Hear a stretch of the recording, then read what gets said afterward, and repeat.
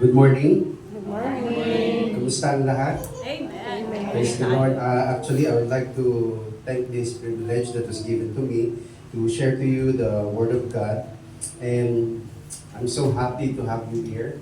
So, I'll try to finish this message as much as possible within 45 minutes. So, let's go.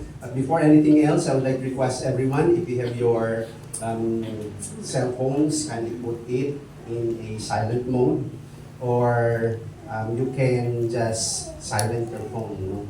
And I know for some of us, let's do away or get rid of browsing our Facebook, our social media, or for the youths, let us avoid using our cell phone, playing PUBG, or what's DCOC or whatever it is. Let's give this time to worship the Lord, reading His Word and studying His Word. Now,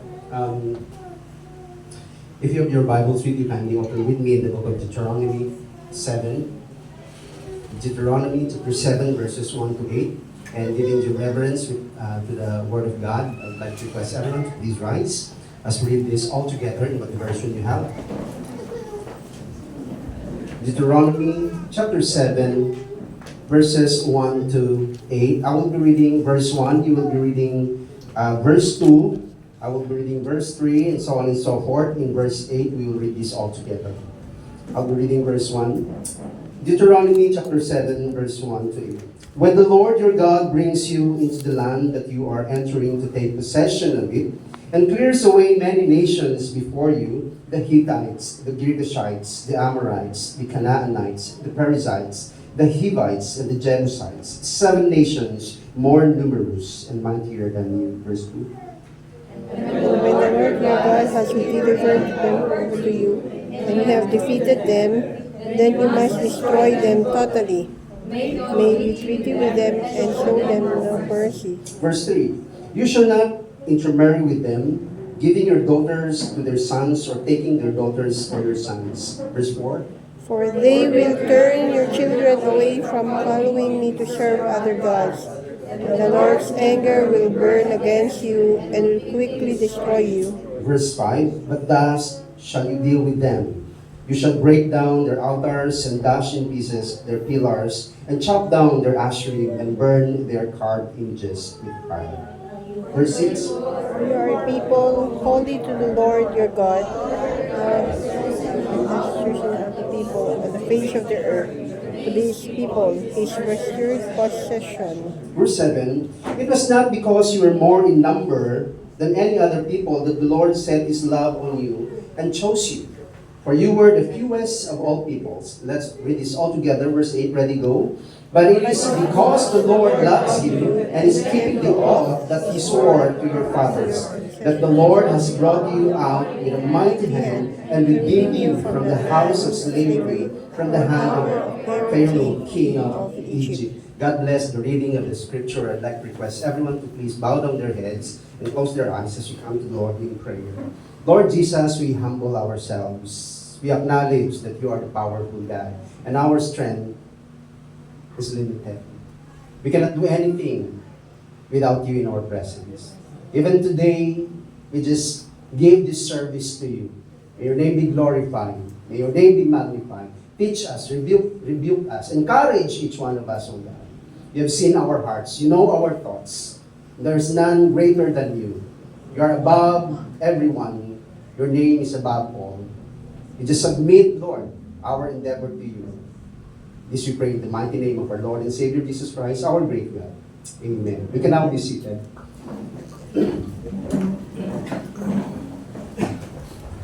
So we have read Deuteronomy chapter 7 verses 1 to 8. Just so you know where we are reading, this passage is basically dealing with the preparation of Israel to enter the promised land. So you see, God beforehand in the Old Testament has already prepared And He has already reserved a land for His people, which is flowing with milk and honey. And He wanted the Israelites during this time to get ready. He wanted that the Israelites would enter into His abundance. Meaning, God wanted the Israelites to accept the blessings. God wanted the Israelites to enter the promised land. Now, as the Lord led them in their journey, brethren, going or entering into that promised land, the land of milk and honey, you see, if you're going to read your Bible in the Old Testament, the Lord had never abandoned the Israelites. That's how good, that's how marvelous, that's how mighty and awesome our God. You see, when they were being led by the Lord out of the bondage in Egypt, you see, God had delivered them from the slavery through His mighty acts. If you remember, if you're reading your Old Testament, God had given the Egyptians the 10 plagues, and while He was driving or leading the Israelites out from Egypt, He was able to part the sea, the Red Sea at that. That is clearly revealing His power and His desire to rescue His chosen and loving people. So brethren, the Lord also, while He was leading the Israelites out from Egypt in the wilderness, the Lord has led them. Remember this, how powerful our God. He led the Israelites by the pillar of clouds by day and pillar of fire by night. So, you see here, the Lord has never left them without any direction. So when they were hungry, what happened to the Israelites? He gave them manna from heaven, and a quail to eat. When they were thirsty, what happened? The Lord had brought water to them upon a rock. So that's how powerful our God is. And it is not also impossible that He would make certain miracles for us to glorify and see the magnificence of our God. Even when they worship that golden calf, they grumbled against God. You see, God has continually forgave them. God has renewed His covenant to His people despite their being stiff-necked. You know what stiff-necked? Yung hindi makalingon ganyan because it's painful. That's how some of the scholars describe the Israelites. They're stiff-necked, they're rebellious. Now, despite all of this, He protected them from their enemies and He gave them victory, after battle, showing that He cares for His people.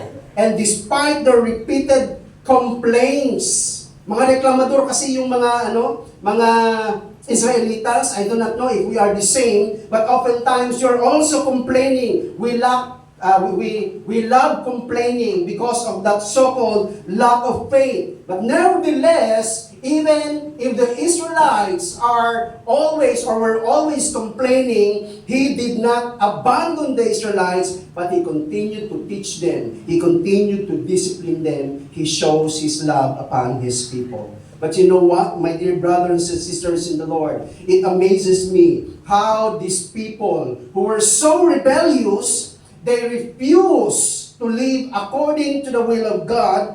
They were so stubborn during that time, they were so unbelieving, they were so undisciplined, and they were so impure into the sight of God, that despite all of this, God chooses to renew His covenant. God chooses to renew His love for these people.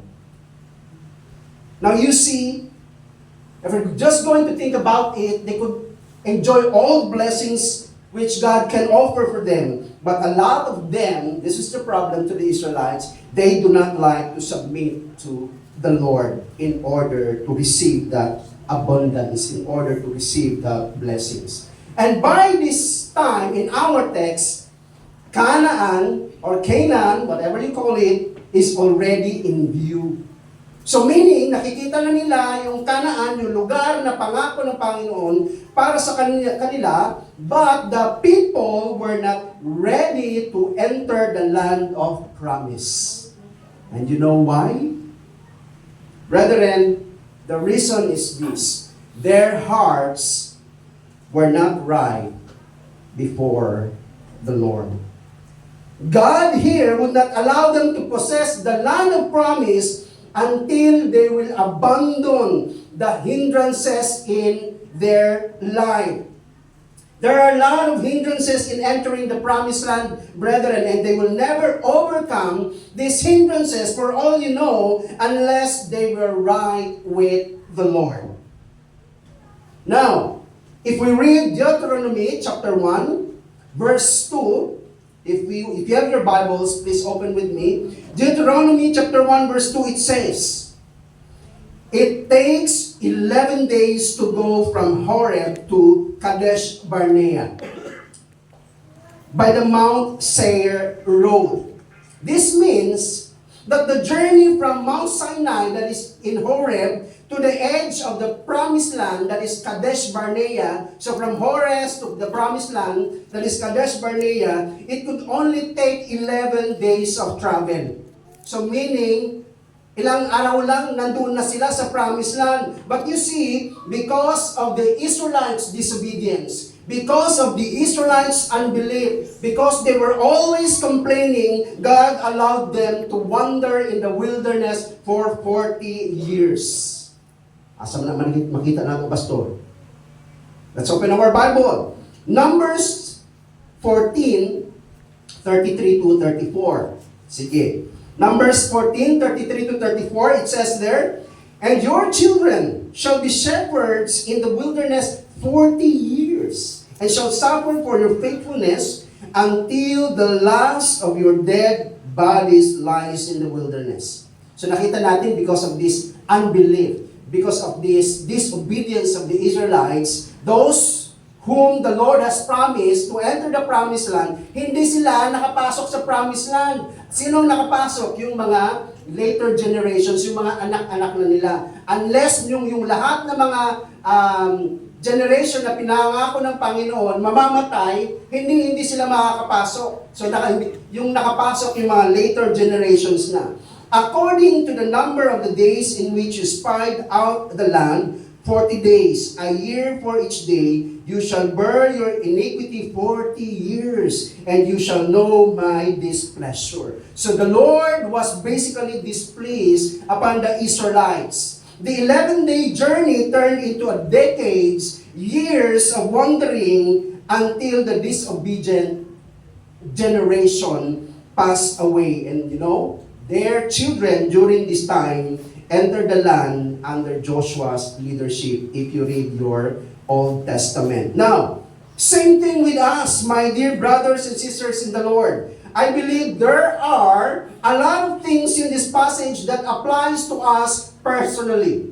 This is not only for me, but this is also for you. While I was praying to the Lord, ang sabi ko, Panginoon, hindi ko kilala ang mga personally ang mga kapatiran. But I know you have something in store for us. If the Lord rebuked you through this message, it is the Lord, it is not me. Because we do not, basically, hindi naman tayo nag-usap, no? Hindi tayo nagchismisan. Pero, alam natin na kahit ano ang nangyayari, kilala ng Diyos ang bawat isa sa atin. Now, just as I have said a while ago, there are a lot of things in this passage that applies to us personally. Para sa atin, listen, tanawin natin yung mga pagpapala ng Diyos, hindi ba? Ngunit hindi pa rin natin nakakamit, hindi pa rin natin natatanggap ang mga pagpapala na pinagkakaloob sa atin ng Diyos dahil hindi po tama ang ating mga puso sa harapan ng Panginoon. Katulad ng mga Israelitas, they're about to enter the promised land. But because their heart is not right in the presence of the Lord, they were not able to enter the promised land. In the same way with us, we are about to receive the blessings that we ask before the Lord, but we cannot, the Lord did not allow it. It is because our hearts is not right in the presence of the Lord. Now this morning, brethren, I want to examine the great truths found in our passage as we consider the title of this message, Preparing for Canaan. So alam na natin ang mensahe, Preparing for Canaan. Brethren, our hearts that are not that are not right with God, those influenced by sin will be our greatest hindrance. Ano nga yun ulit? Those influenced by sin, that would be our greatest hindrance before the presence of the Lord. Now let me read to you again verse 1. When the Lord your God brings you into the land that you are entering to take possession of it, and clears away many nations before you, the Hittites, the Girgashites, the Amorites, the Canaanites, the Perizzites, the Hivites, and all the Ites, the Jebusites, 7 nations more numerous and mightier than you. You see here, there are several nations mentioned in this verse. You can read that. Now, as we ponder upon them, I wonder, brethren, what these nations represent in our lives as people of God, as we live in this present day. So these 7 nations represent something in our lives that needs to be taken out so that we will be able to receive what God has in store for us, meaning the blessings which God has prepared for us. Now in our next text, it is very clear that God wanted them to be totally removed. Gusto ng Panginoon, tanggalin natin ito, no? Buksan natin ang verse 2. Anong sabi ng verse 2? And when the Lord your God gives them over to you, you defeat them. Then you must devote them to complete destruction. You shall make no covenant with them and show no mercy to them. Now sa verse 16, kung if we jump over verse 16, ang sabi dyan, and you shall consume all the peoples that the Lord your God will give over to you. Your eyes shall not pity them, neither shall you serve their gods, for that would be a snare to you. Ang dami tayong mga verses, no? Now notice, Deuteronomy chapter 20. No, i-pause lang natin langga. Deuteronomy chapter 20 verses 13 to 17. I will read this to you. In Deuteronomy 20, 13 to 17. And when the Lord your God gives it into your hand, you shall put all its males to the sword. Put the women and the little ones, the livestock, and everything else in the city, all its spoil, you shall take as plunder for yourselves, and you shall enjoy the spoil of your enemies, which the Lord your God has given you. Verse 15.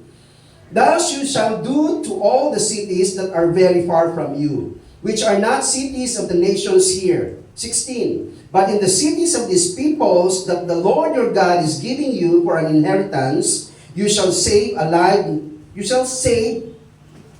nothing that breathes, but you shall devote them to complete destruction. Listen, the Hittites, again, the Amorites, the Canaanites, the Perizzites, the Hivites, the Jebusites, and the Lord your God has commanded you. Now, brethren, if God wanted them to be removed from Israel, this also means that they need to be removed in our lives as well. So let's take a few moments here to consider them individually as we study them. Let's go to the nation, the Hittites. The Hittites, their name means one who fears. Ano ngayon? One who fears. Now, fear, brethren, was one of Israel's greatest hindrances. This is one of the main reasons why they failed to fully conquer the land of promise which God has given them. Despite all the powers, despite of the mighty works God has already shown them. You see the miracles, the deliverance, the victory, brethren. They chose to fear what they saw around them instead of trusting God who wants them to be in that particular place. Hindi ba? Natakot sila doon sa mga higante. Now, Israel focused on the giants instead of the God who is mighty, who is omnipotent, omniscient, and all-present. Katulad natin mga kapatid, sa halip na ituon natin yung ating mga mata sa Diyos, ano ang nangyayari? Doon sa higante ng buhay natin tayo nakatuon. Ano yung mga higante sa ating mga buhay? Sometimes or oftentimes than not, if I'm not mistaken, Nakatuon yung ating mga mata doon sa pinansyal na higante.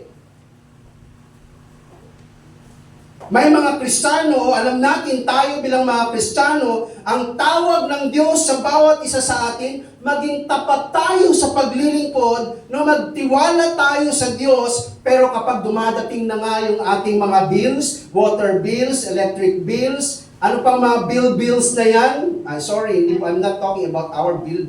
No, I'm talking about yung credit card bills, telephone bills, whatever bills it is, mga bayarin, mga utang, kapag nakita natin ito mga kapatid, or para sa mga meron dito, no, nakita natin yung capacity natin, wala tayong permanenteng trabaho, nagkakaroon tayo ng takot.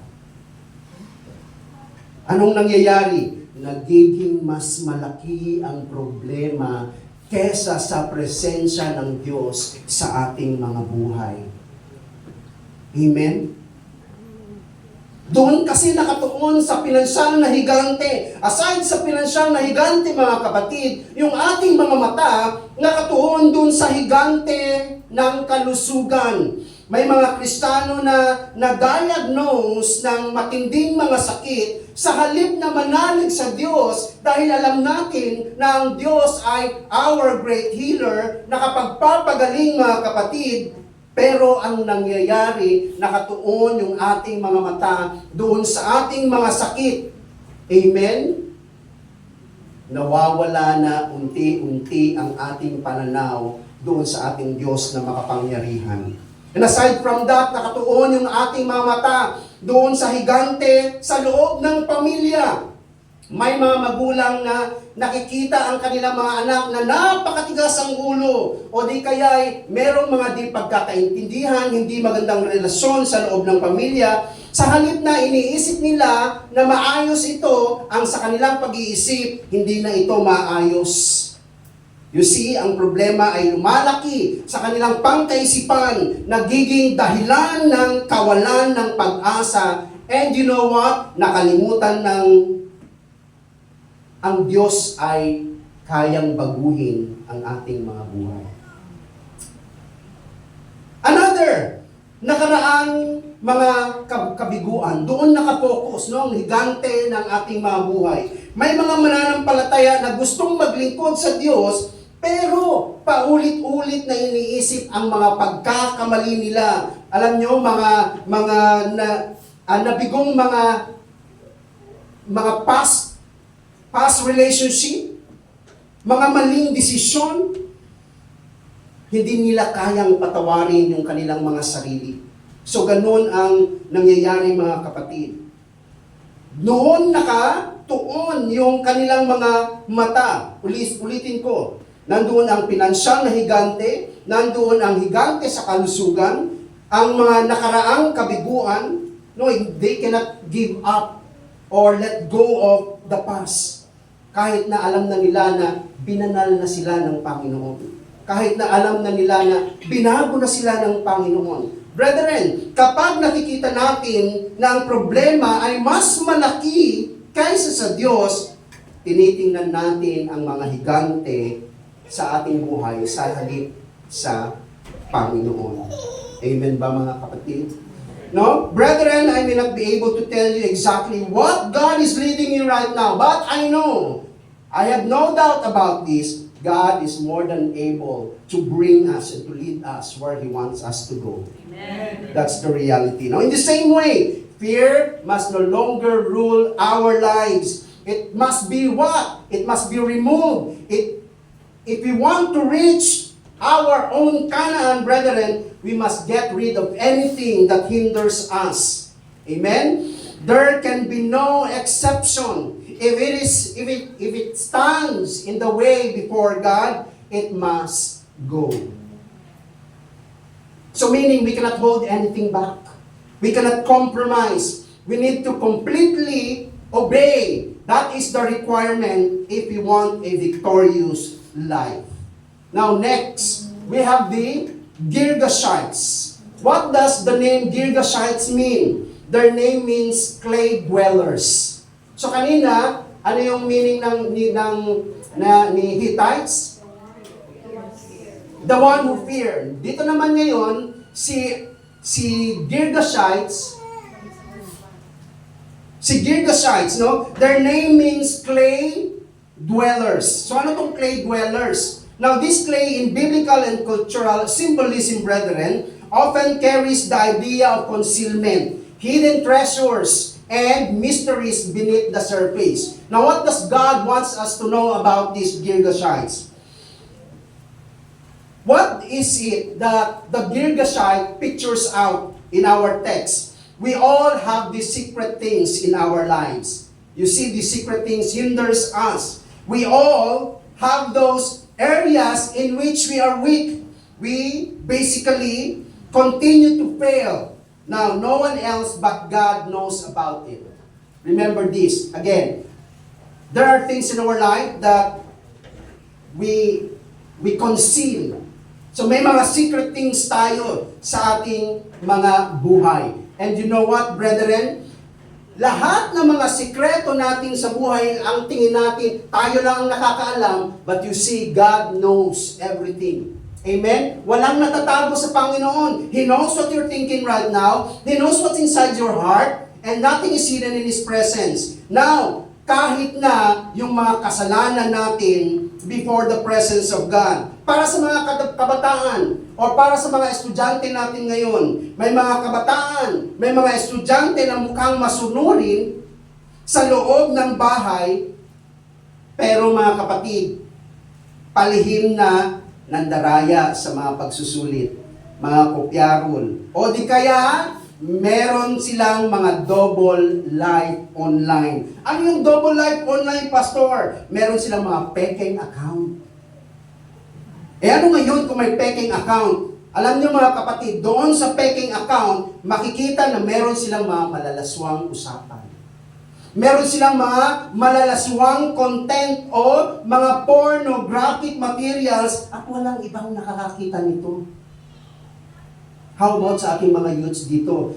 I'm not here to personally condemn you, but God is talking to you right now. Do you have mga fake accounts and then you have mga malalaswang mga content doon? You see, you are basically living a double standard life. Ang nakikita ng mga magulang, mabuting bata ito. Ngunit ano yung nakikita ng Diyos? Nakikita ng Diyos ang ating mga double standard. Sa church, okay na okay tayo. Sa bahay, okay naman. Pero doon sa mga social account natin, social media account, meron tayong mga pornographic materials. Now, para sa mga young adults, sila ay mga naglilingkod sa Diyos, mga kapatid. Ngunit palihim na, namumuhay sila sa Inggit. Palagi nilang kinukumpara ang kanilang sarili sa iba. In the social media, nakangiti ito sila sa harap mo. But you see, palihim sila na lumalago yung tinatawag na sama ng loob, palihim na lumalago itong mga selos, at unti-unti nitong nilalason ang kagalakan at pananampalataya sa Diyos. Para sa mga lalaking asawa, sa mga husband, you see, merong mga husband, mga kapatid, na mahusay naman magbigay, tumutugon naman sila sa pangangailangan ng loob ng pamilya, nagsisimba, ngunit palihim na nakikipaglandian. You see, pinapayagan nila sa kanilang mga pangkaisipan ang mahalay na mga pag-iisip. Meron silang mga emotional na ugnayan sa iba bukod sa kanilang mga asawa.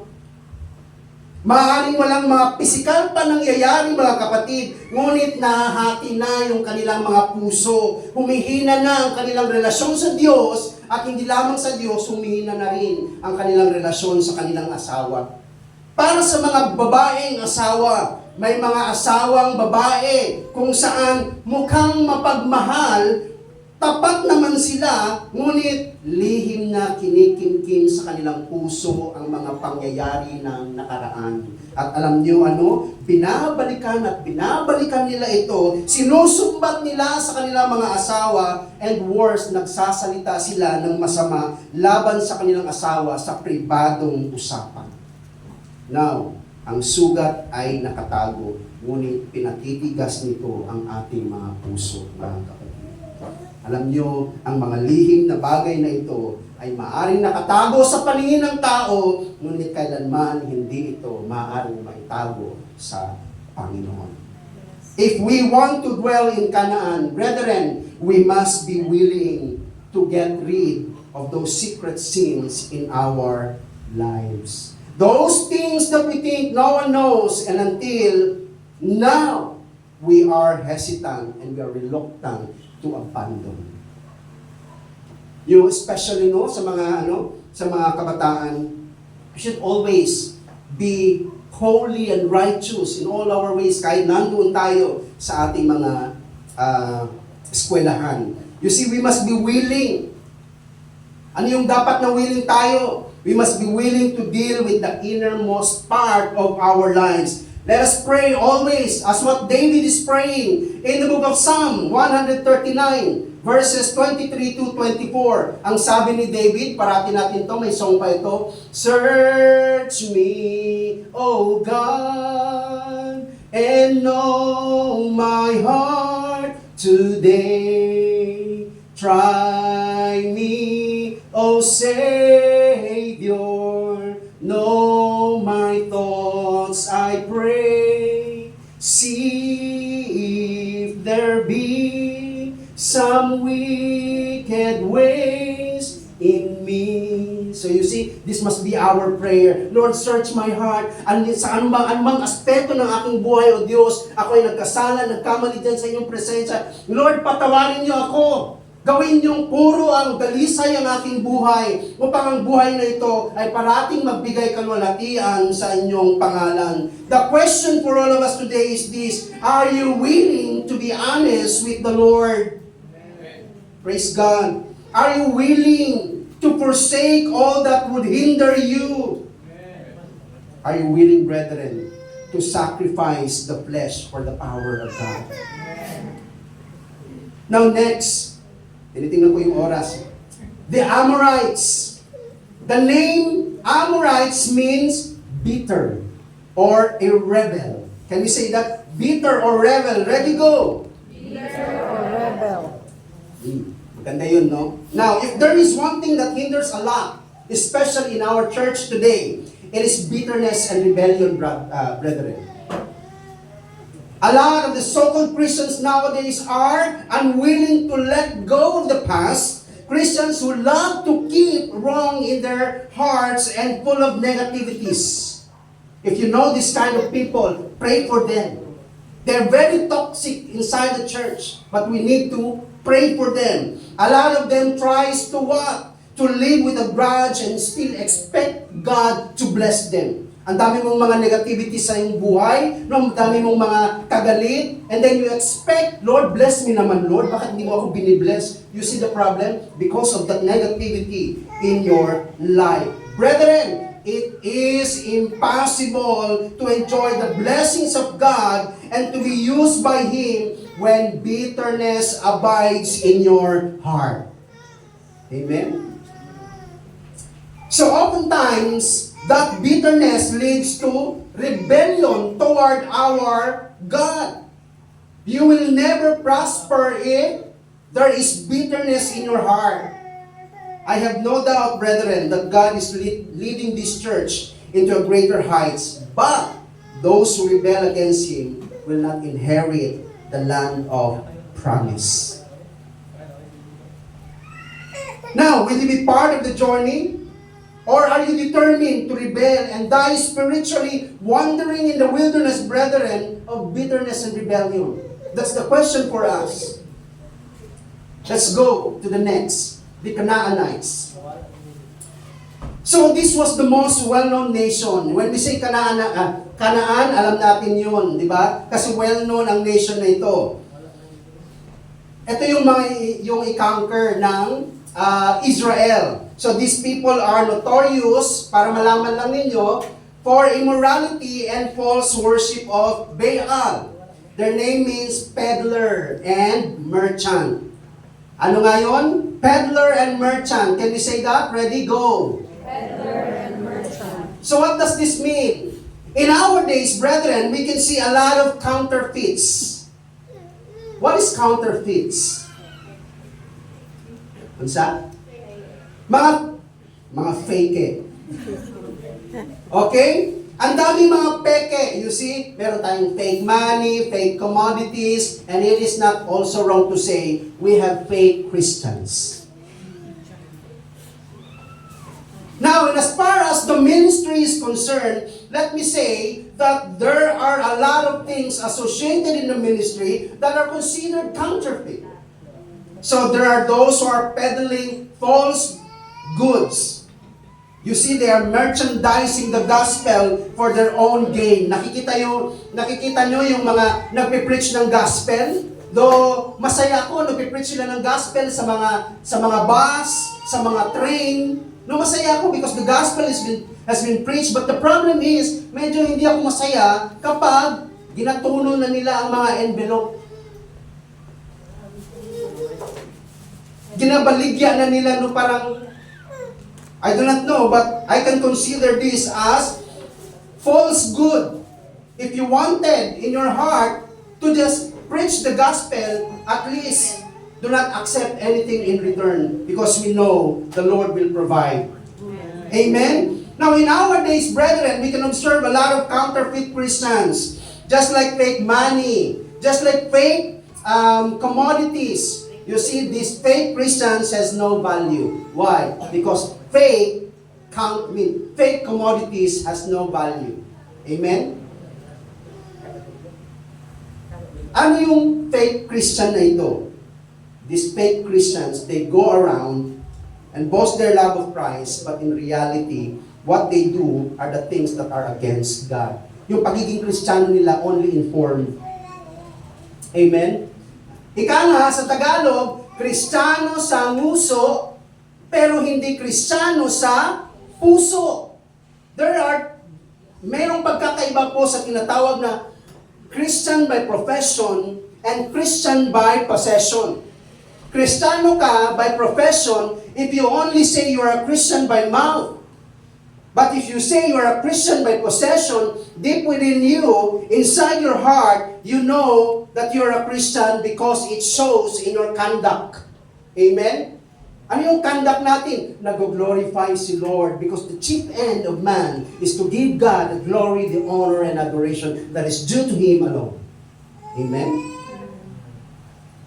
So, kung ang pamumuhay natin mga kapatid, sinasabi natin Kristiyano tayo, pero patuloy pa rin, no? Kung sa Bisaya pa, sige gihapon chismis, sige gihapon pamalikas, unsa-unsa mo gawas sa atong mga baba, na si PUTA, na si CHINGGA, na si tanga, si gago, si animal, no? Sabi mo Kristiyano ka, pero parang iba man ang nakikita ng ibang tao sa iyo. You see, you lack the testimony. Now, the Perizzites. Sino tong Perizzites? These were a people who lived in unwalled villages. Brethren, they give the idea of those who have no concern to prevent the outside world from invading their land. Their name means asleep. Now, when we talk about the Perizzites, we are called to live among the world. But you see, we are also called to be a separate people. We are living in this world, corrupt ang world na ito, pero tinawag tayo ng Diyos na maging separated sa kung ano ang pamumuhay ng mga mundo. Amen? Because we are a chosen people, meaning sacred. Iba yung mga pamumuhay natin sa mundo. We are separated from them. Now, it must be, Christians as we are, we need to build walls against these temptations. We need to separate, para sa mga magulang, separate your family from the lure of this sinful world. Brethren, listen, we must not allow the lusts, we must not allow the wickedness of this world to invade our minds, our lives, our children, or even the church. If we want to be successful, we must guard our everyday lives. Amen? Why? Because you see, as the Bible teaches us, the devil will always find a way to attack us. We must not make it easy for him. Amen? Dapat hindi maging madali lang, no? Yung diablo sa pag-aatake sa atin. The church as a whole must stay awake. Kasi asleep nga itong yung ibig sabihin, no? We must stay awake and we must have this spiritual vigilance. In what way? By practicing spiritual disciplines. Kahapon, I was talking to Maverick, sabi ko, do you want to go to heaven? Ang sabi niya, yes, I want to go to heaven. Kasi ang sabi niya, in heaven, there's no pain, there's no sickness, there's no crying, everyone will be happy. Correct? Gusto niyo ba pumunta ng langit? Amen, no? Kasi nga wala naman itong mga problema. Diri pastor, daghan kay kog utang, mawa na, putuan na ka sa langit, no? But this is the problem. You wanted to go to heaven, but you don't enjoy the presence of God here. You don't enjoy spiritual disciplines. You don't pray. You don't read your Bible. You don't have the courage, the love, the desire to listen to the Word of God every Sunday. Pag Sunday na, tinatamad. Pero pag Monday to Friday, always okay. You don't meditate the Word of the Lord. You see, when you will be in heaven, all the things that you will be doing there is to worship the Lord in His beauty and splendor. If you don't enjoy the Lord in worshiping Him in this fallen world, you will never enjoy the presence of God in heaven. Amen? So dito pa lang dapat enjoy tayo. Pag Sunday na, ay sige, excited tayo. Morning pa lang, no, alas 7, alas 6, naliligo na. Gusto nang pumunta ng iglesia, hindi, unsa man, no, wala man kay gana mo, anak, kaligo na, ayun yan, apang, no. You see, we need to practice spiritual disciplines. We need to remain grounded in God's Word. Hindi yung nagtuturo si pastor dito, amen tayo ng amen. Amen? Amen, pastor. Pero palang tinuturo ni pastor, maling doktrina na. We should be like the Bereans. Itong mga Bereans, mga kapatid, whatever Paul is saying, tinitingnan nila ang Biblia. Nasa Biblia ba yun? Kasi kung wala, no, pastor, that's wrong. So I would like to encourage also everyone here, kung yung tinuturo ni pastor, you would also check it. No? Tama ba yun? Tama ba yung alignment o yung interpretation niya? Kasi kung hindi, you can always correct your pastor. What other things? We need to walk in holiness and repentance. The Lord has called us. Be ye holy. Why? Because the Lord your God is holy. Amen? In all our ways, we may be acknowledging the holiness of God when we live righteous lives. Amen?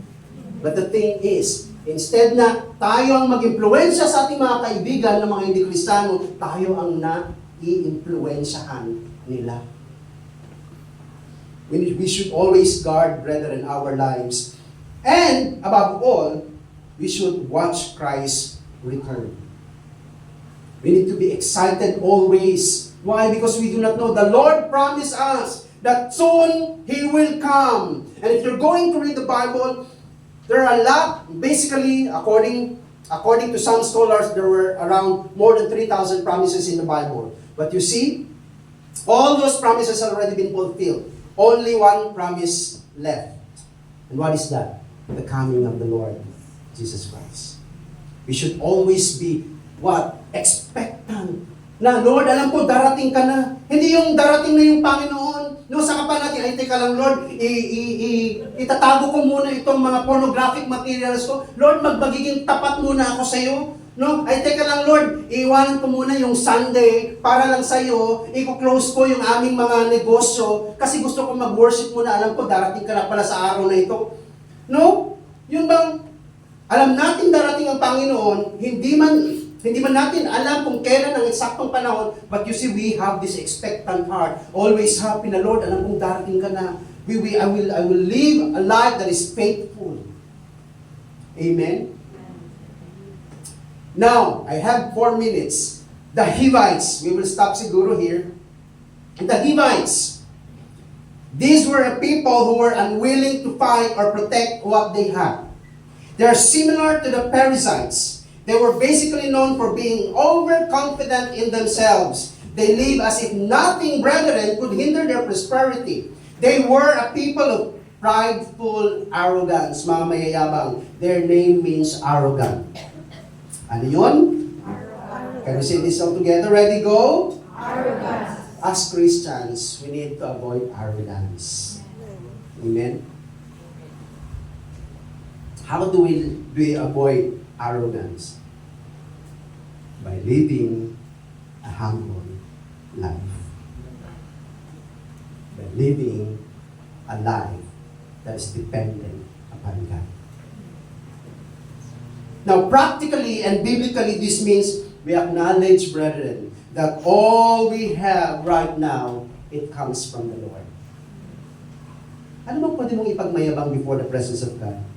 Your life, it's just a borrowed life. Your millions, it's given by the Lord.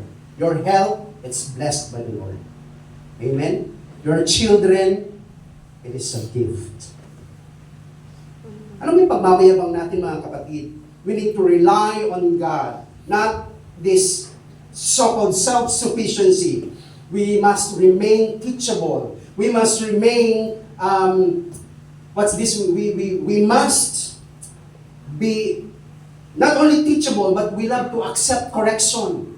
Amen? No, kasi kung if you don't want to accept correction, that only proves you are arrogant.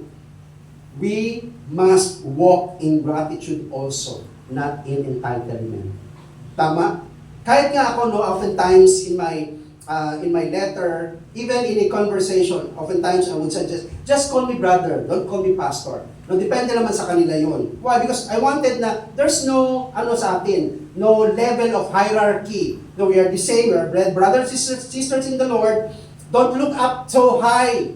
No, kasi kahit mga pastor kami, we also commit mistakes. What we are right now is only by the grace of God. Amen? Now, aside from that, we need to be servant. We serve others and we do not seek superiority. As Christians, brethren, we fear the Lord, not boasting in prosperity and strength. Amen? Now, lastly, the Jebusites. Ano tong Jebusites? Tinitingnan ko talaga, Pastor, yung oras. Meron pa akong 2 minuto. Now, they live on the border between Judah and Benjamites. And you see, neither tribe were able to remove them. Their name means trodden underfoot. Ano yung trodden underfoot? Yung parang out of na disrespect, no? So they picture those who have forsaken the holiness of God, those who have trodden upon that which we have received from Him. Now, I have seen churches that once enjoyed the blessing of God. At the start, no, konti pa lang sila, they were so dependent upon the Lord, but when the Lord blessed them, parang naging disrespectful na. Hindi na ang presensya ng Panginoon ang naging sentro ng kanilang iglesia. And you see, this is basically treading underfoot of the name or the holiness of God. Brethren, I would like always to emphasize this. Our God is not just an ordinary God. We should always treat Him with respect. The highest respect that He deserves because He is the Holy of Holies. Especially when we worship the Lord. No, kanang mag-worship ka, and hallelujah, no? As if the name of the Lord is just an ordinary thing. Before, in the Old Testament, even to just write the name of Yahweh, ayaw nila yung isulat because they treat the name of the Lord with respect. Anong ginagawa nila minsan? Para hindi man disrespect, they write the name Adonai. So that's how they give respect the name of God in their life. And even this church, brethren, we should always consider the presence of the Lord. Amen ba, mga kapatid? Amen. Now, in conclusion, you see, I am very much interested in receiving what the Lord has in store for us. I wanted to accept God's blessing, which He has prepared for me. Amen? And I know, you also want that blessing that has been prepared for you. But we cannot accept, we cannot receive that blessing which God has prepared for us if our heart is not right in His presence. Can you just give the Lord a big clap? Can we just bow down and pray for our heart? Lord, thank you so much for this word. May we, Lord, continue to walk in uprightness. and righteousness in your presence. Lead us, O God. Give us your Holy Spirit. Help us in our desire to be holy in your presence. This we pray in Jesus Christ. Amen.